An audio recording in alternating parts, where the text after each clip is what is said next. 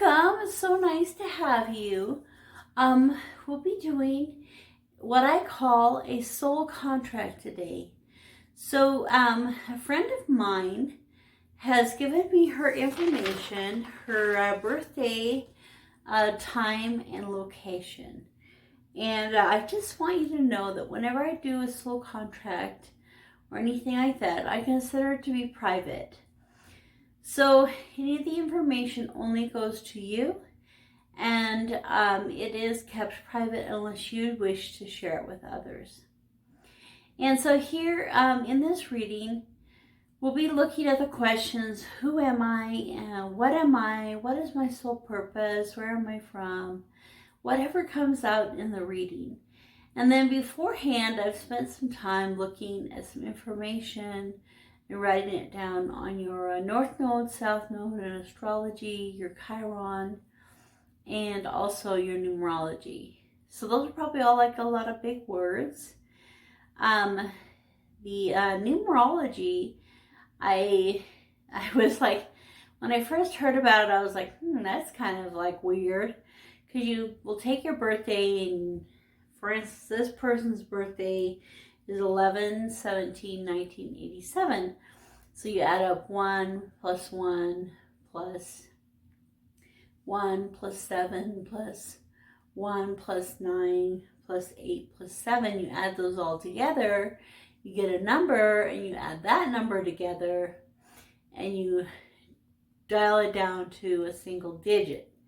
Now, if for some reason your numbers end up being 11, 22, or 33, then you are a very special life path. You're here for a specific purpose, and you can certainly look those up. Otherwise, people kind of cycle through the different life paths. The one that we'll be talking about today is an 8, and so you can look it up on the internet. And what I found is I listened to several different people talk about the numerology, so I could kind of get a feeling for which one resonated the best with me as a life path. And I'm also a life path 8. So at first I was like, no, I'm not, but then I was like, yeah, I am. And actually, it's not always a path that you would choose, because it's something that you chose. It's not natural to you, because it's something that you chose to have to learn and grow into in your lifetime. So another thing that we can look at is astrology. So we can spend, several months talking about astrology. The one particular aspect that I'll be looking at is what we call the North Node and the South Node. And those have to do with your life purpose. So when you came here, that thing you're going to work on and that you're going to grow toward is the North Node of the Moon when you were born. The South Node of the Moon house, when you were born, is what you have come from in your past life. And so as you might, base your career on something that would work well with your North Node and its house.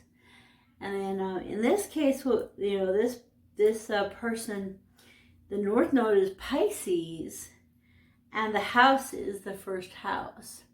So, we can think of Pisces as being all about, emotions and feelings. And the opposite of Pisces is Virgo, which is their South Node. So the opposite, Virgo, tends to be that real structured, organized, do it by the book. And that's where this person came from. And then where this person is going to is the Pisces. And so it has a lot more emotions, kind of walking away from that strictness in their life. So they'll have an easy time having, being an accountant, let's say, or something like that. It'll be a lot harder for them, to do the things that they're being asked to do, which are more of a playful type energy.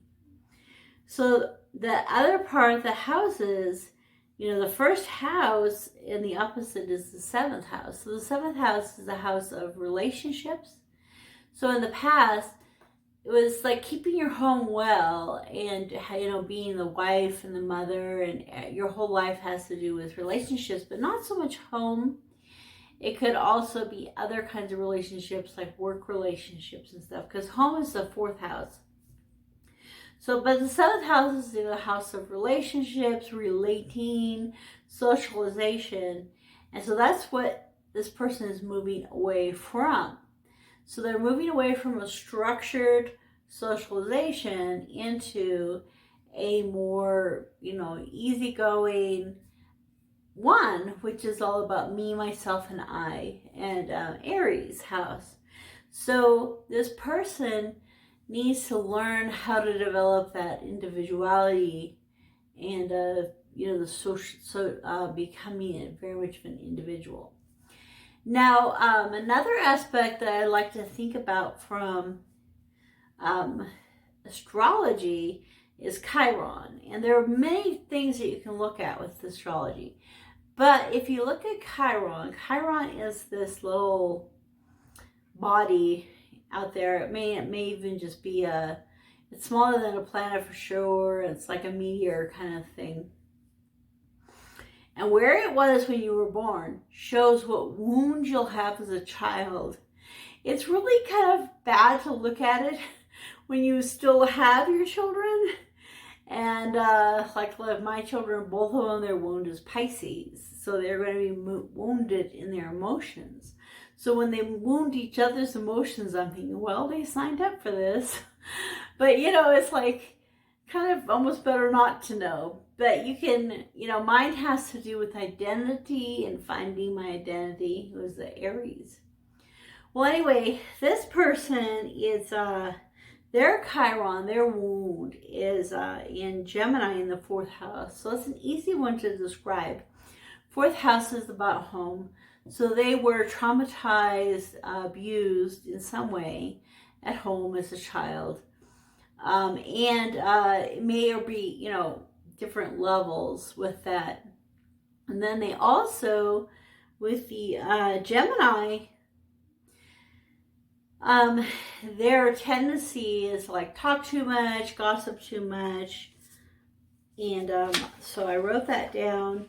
So the 4th house of Chiron, traumatic childhood issues. And so they need to, in their life, learn how to create safety. And especially working actually to help create safety for women and children really will help them to heal that wound. Now, on the other hand, they'll have a tendency to go into relationships and places that keep that wound going and continue to have that kind of abuse. So they'll have that tendency. But they can pull back from that and learn to have that kind of healing. The Gemini part, they'll have a fear of being alone, and it'll be hard to finish projects. And learning to have play-based learning, play a lot more, have humor, meditation in their life will help them to overcome this kind of over-talkativeness, gossiping, and being afraid of being alone. So that's one of they may have a real fear of being alone. They may have a hard time leaving a abusive spouse because of the Chiron wound as a child. So the Chiron to me really shows, for some people, their Chiron and their career path kind of merge or go together. In this case, not so much. But in some cases, they really merge and go together in the sense that your job is going to heal you.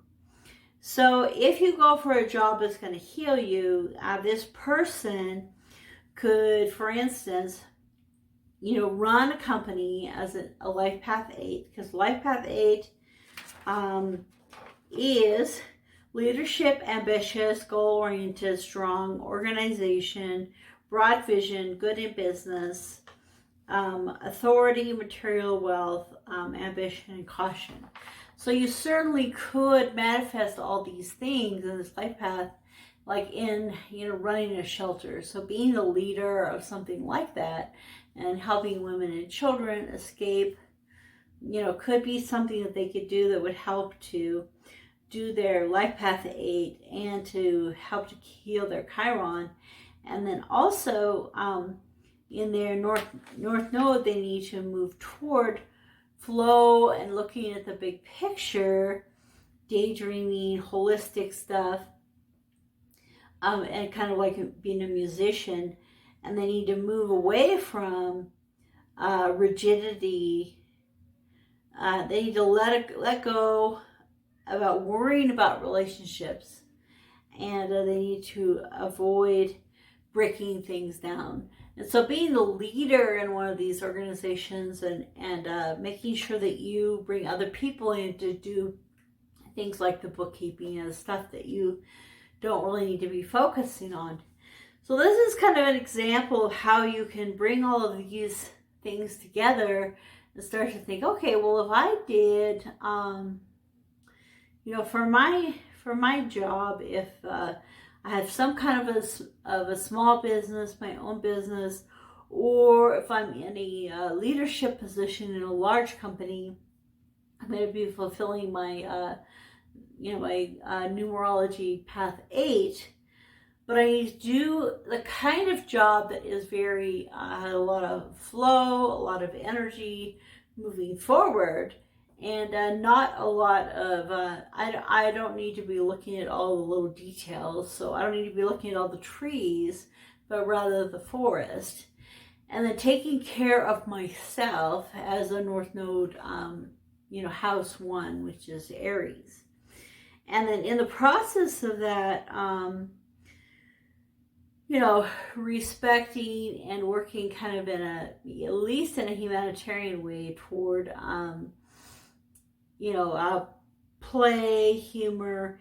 And actually that, the play and the humor, the meditation kind of go along with this flow and big picture and holistic. So they kind of go together. So basically you can look at these things, you can say, okay, so I'm starting to get a little bit of a picture. So then what I do is I turn to the tarot and I pull a few cards that would be related to past lives. So we know that one of these person's past lives dealt with, kind of like structured relationships. So we'll probably see that in a past life. But the question that I like to ask is, who am I? Who is this person? So let's ask for guidance as we begin.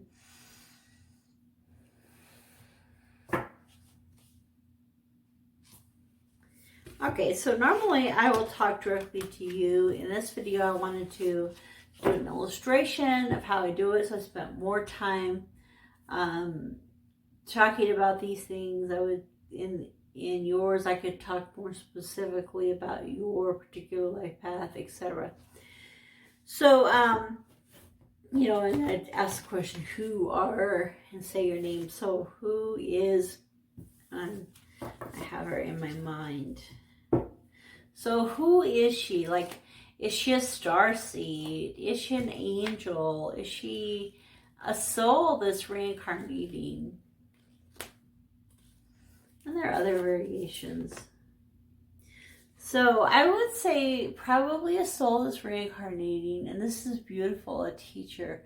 So you can really see the energies of that Virgo in the 7th house. Being a structured person in a relationship environment. So a teacher would be excellent at that. Structuring the day with especially young children, young children, and then having a relationship with each one of those and a social aspect with each one of those. And then also really feeling that the next time she came, she wanted to learn more about how to help children who have been hurt and abused. So I would say in her past life, her most recent past life, she was, a teacher, a guide, probably to small children in some ways. And that's really the feeling that I'm getting out in this. And so what I do for you is I begin to take notes, because at the end, I'm going to write a report or a summary for you of the things that we found. So at times we'll even pause the video to do that. So, teacher, children. Now the thing is that you don't have to stay a man or a woman. Yeah, that one. It's like I've talked about 2 of the books that I really like so far, which I'll put I put all the different card decks and everything I use and books I recommend in the description. And when you talk about flow, the book Ikigai is all about how you flow in your life. And so that'd be a really great book for this person to read. And then also, Journey of Souls talks about all his experience interviewing under hypnosis people about their past lives and in-between lives. And they definitely can go from being a woman to a man to a woman to a man. So you don't, just because, she was a teacher in the past doesn't mean she was a female teacher. But she probably knows whether overall, and this is something we get asked too, the tarot, is whether you have a tendency to have more of a masculine energy or a feminine energy.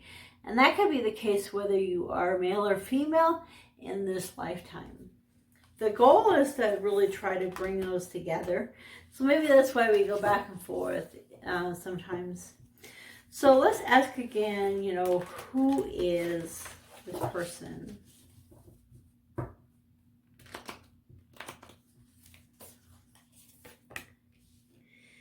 Okay, an animal guardian. So before that, she spent time working with animals and really understanding them and helping them, a lot in their lives. So she has, you can see she's worked with children, she's worked with animals. It could be even like a zookeeper at that time. Could also, for several generations back, could also be, as in the picture, the Native American or other native cultures, but still having an affinity for the animals, maybe being a vegetarian clear back then, even though it was like not the thing to do at that time. So I'm going to put on here animal person.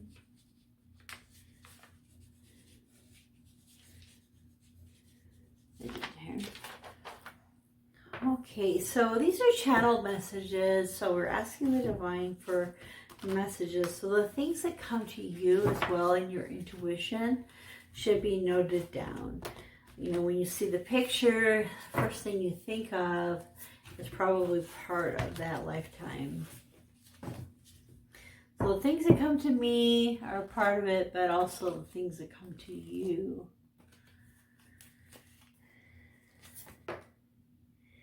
Okay, and then there's the heart guardian. So, it's for the way that her lives have gone, there's a very high chance that she has come, to the earth, several generations back. But before that, she was in some ways an angel guardian, a starseed guardian, somehow coming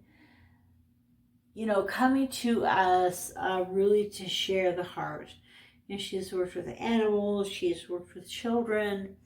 She really has been in this world to express love, and those are the lifetimes is to kind of help with her to learn more about love on the human plane.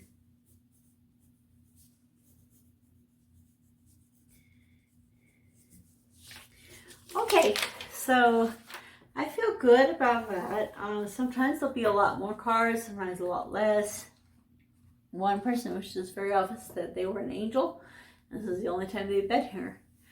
So it just, it'll just happen. You'll just know what's right for you. But I think in this case, she you know, she was a guardian angel and she really wanted to learn more about the love that she was trying to offer and to give to people.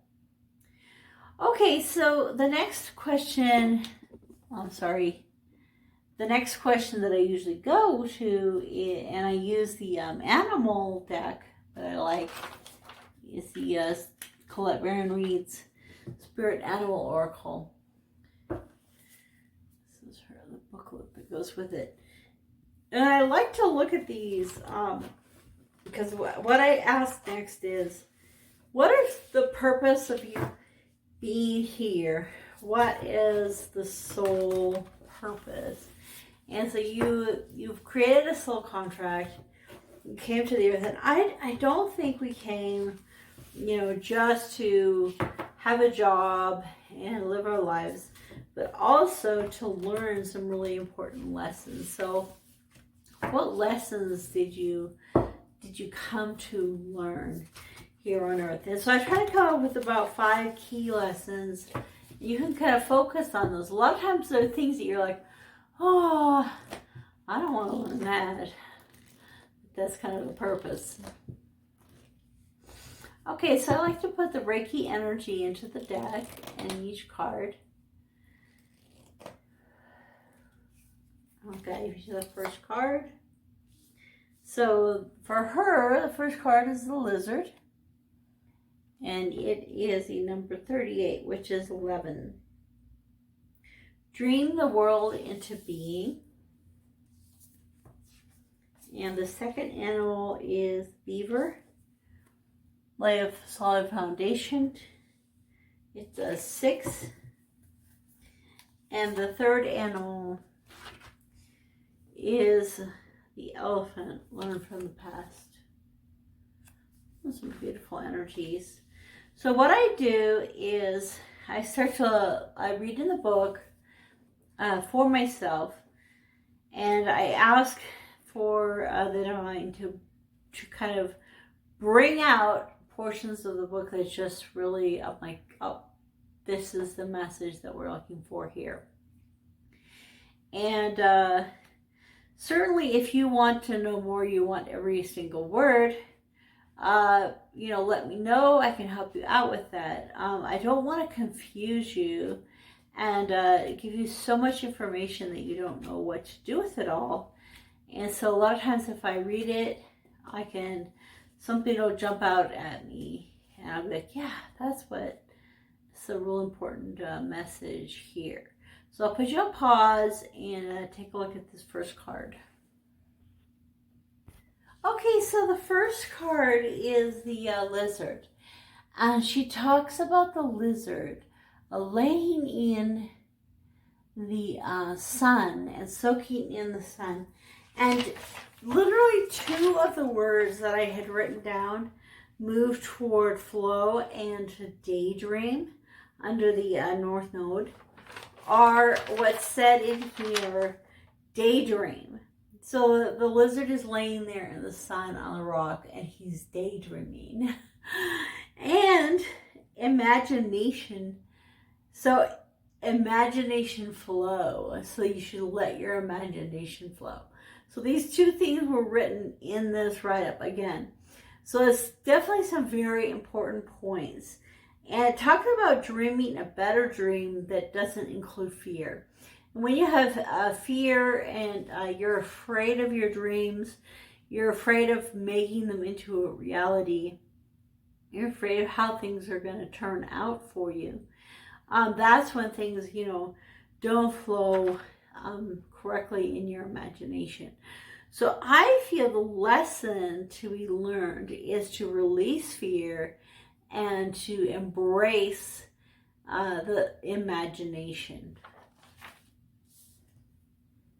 Okay, so the first lesson is to release fear and embrace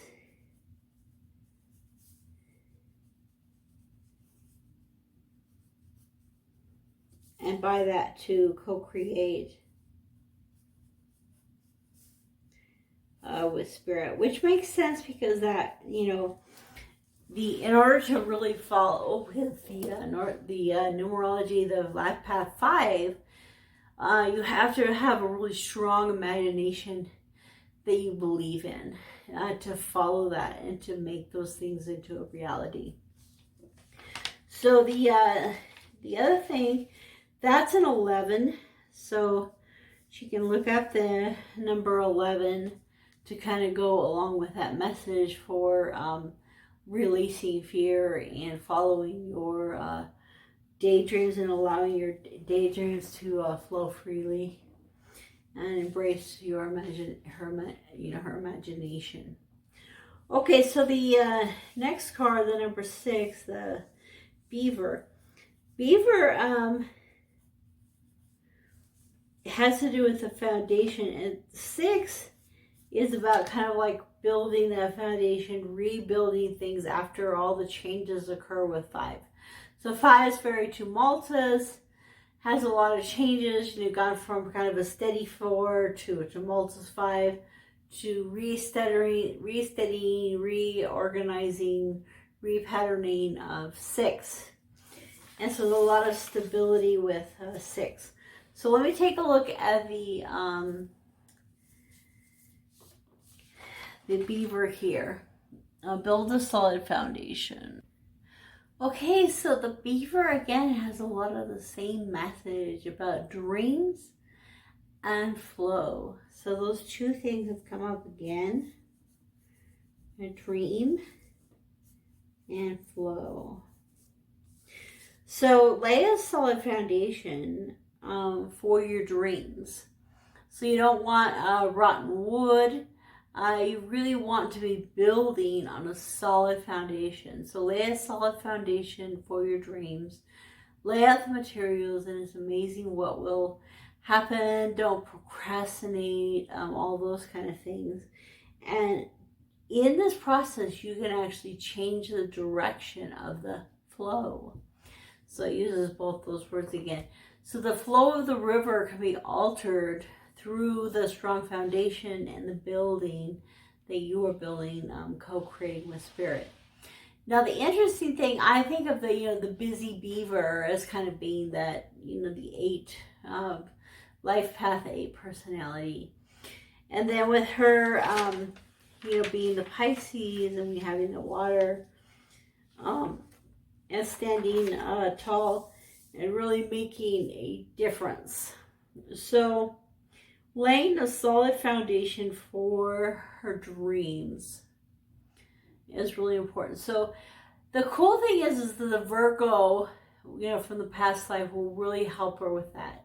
So the Virgo will help her to lay a solid and good foundation. And you don't completely ignore your South Node. It's just that you're moving toward the North Node, which is the dreaming and the flow.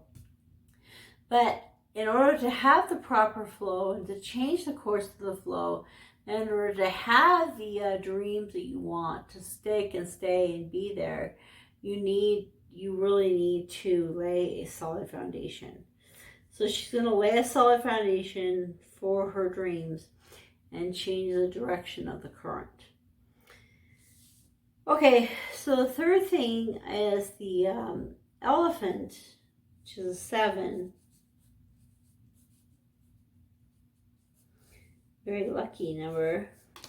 So let's take a look. Okay, so there's a lot of things that we can learn from our past. So it's basically it's because the elephant is learned from the past. So in memory. And, in this case, if it's true that the Chiron, there's a lot of damage being done in the early years in the home, in some ways, traumatic treatment. And you have to remember that, you don't have to be beaten physically to have been beaten mentally and spiritually. And so you can still have issues from the past that need to be dealt with, but also need to be remembered in the sense that you're able to use them as a contrast for you of what you don't want. And if you focus too much on those things, you can bring them into your life, you know, the things that you don't want back into your life. So watch out for memory, be cautious of memory, and use it to your advantage. And then the other thing is write your own story. So, write that differently. So write your own story. Write, you know, any aspect of your life that might be like a family tradition or something. There might be your own story that needs to be written in your life. So the third thing that you came to learn is, and you know, actually, once I wrote that, you know, write your own story, I was like, that is so, you know, North Node in the first house. It's like, you know, understanding yourself, writing your story, being true to yourself, and knowing who you are. Okay, so I like to pull 2 cards from the Shaman deck to give us another kind of like symbolism from the Shaman of things that you have come here to learn. So you've come here to learn about daydreaming, going with the flow, learning from your past, writing your own story. So those are some really great things.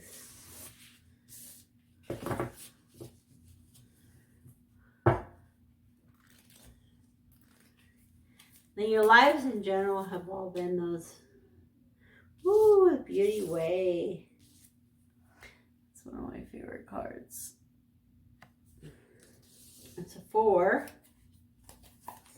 And underneath the 3, the arrow. Both have like the same energies. It's interesting. Whenever I ask about my life path, I always pull the Beauty Way. Okay, must be a common life path theme. One of the main reasons we're here, huh? Okay, so in the Beauty Way, let me take a look in the book, see what comes out to me.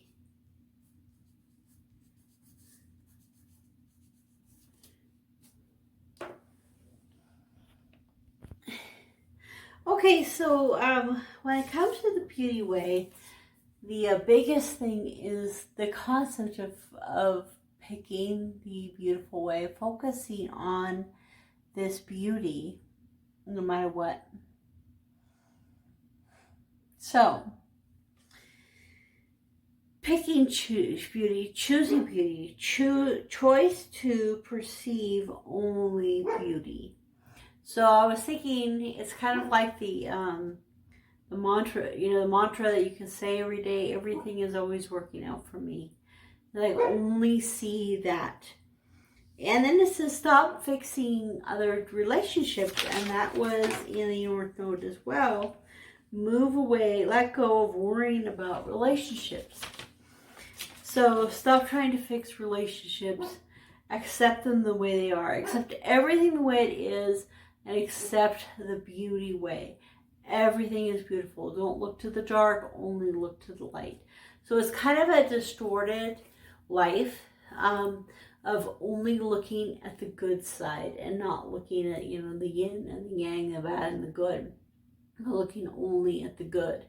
So you came here, you know, to make a choice to look at the good no matter what happened. And the second one, the arrow, is talking about being creative, being in alignment. And we talked about creativity here, moving toward being an artist, poet, musician, moving toward those things, creativity and spirituality, and being aligned with the source energy, rather than going off course. You know, being aligned and focused on those things. And then I really like this, so I wanted to read this. Now is the time, so this is about the arrow. Now is the time to regroup and ask yourself if what you desire is really worth your energy. This is a sign that something better is waiting. Consider the wisdom in not getting what you want. So there may be something that you really, really want. And part of you being here is to accept what you don't want. Say suffering, not getting that. Suffering in this case is a pathway that leads you to heal the parts of you that feel unworthy. The parts that worry there isn't enough. So, saying that no matter how much there is enough. And getting that healed. Make peace with those voices. What is truly yours will be waiting for you after this journey of the soul, of letting go of everything, even the things that you think you really, really want, because there's something so much better for you. So one of the things that you want to learn is learning about, aligning with the energies of source, co-creating with source, letting go and moving on in this beauty. So this is the soul contract reading. So now I will do a write-up and for you so that you can see what we've talked about today, the numerology, the North Node, the direction, the flow, the dreaming, and the connection with source. And you can read the book Ikigai, Journey of Souls, and then also watch the videos and read the books from Abraham Hicks, about aligning with spirit. And so I feel like those things, really looking to how can your life not only have the success and ambitiousness that you are striving for in your life path, but also to be incorporating, helping those in need, the women and the children and those in need. Just like in the past lives, you worked with children, and before that with animals. And so in this life too, to be working with those kind of things. So thank you for coming to this sample reading and also / reading for my friend as a gift. And I hope that you have received a blessing. And when it is your own reading, you'll receive even more of a blessing from what is being presented here. And so thank you so much. And please book a session and like the video, subscribe, share, and tell a friend.